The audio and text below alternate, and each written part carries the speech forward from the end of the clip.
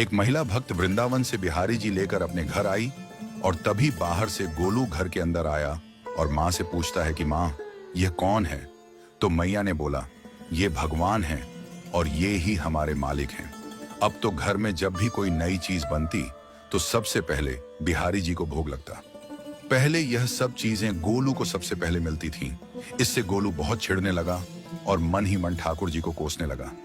एक दिन गोलू की माँ काम पर जाते समय बोली, गोलू, यमुना जी से मटके में जल भरकर लाना। जब गोलू पानी भरने के लिए जाने लगा तो जाते जाते बिहारी जी को कहने लगा, खाने के लिए तो सबसे पहले तैयार रहते हो, लेकिन काम तो मुझे ही करना पड़ता है। अगर यहाँ रहना है तो काम करो। कहकर गोलू यमुना जी से जल भरने के लिए चल पड़ा।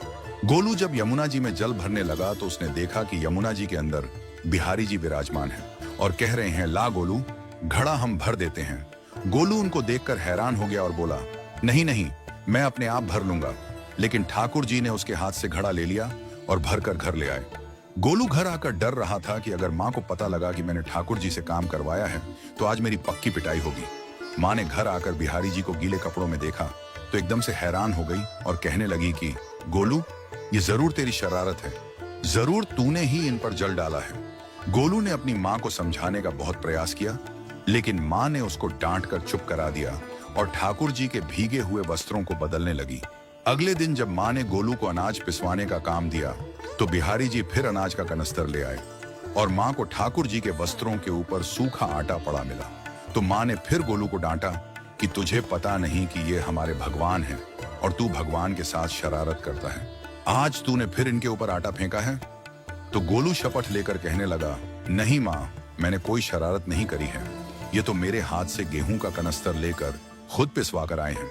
गोलू की माँ आज बहुत गुस्सा हुई। अगले दिन फिर माँ बोली, बेटा गोलू, आज तुम्हारे बाबा बाहर गांव से वापस लौट आएंगे। बस आज का ही काम है, तुम जंगल से थोड़ी लकड़ियां ले आना।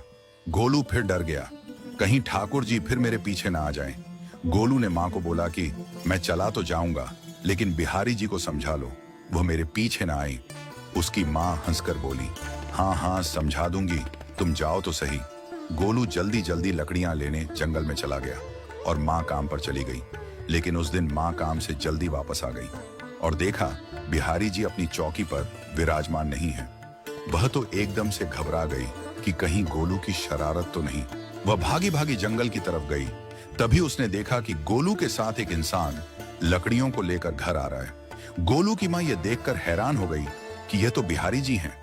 ये क्या हमारे भगवान हमारा काम कर रहे हैं? इसका अर्थ गोलू ठीक कह रहा था।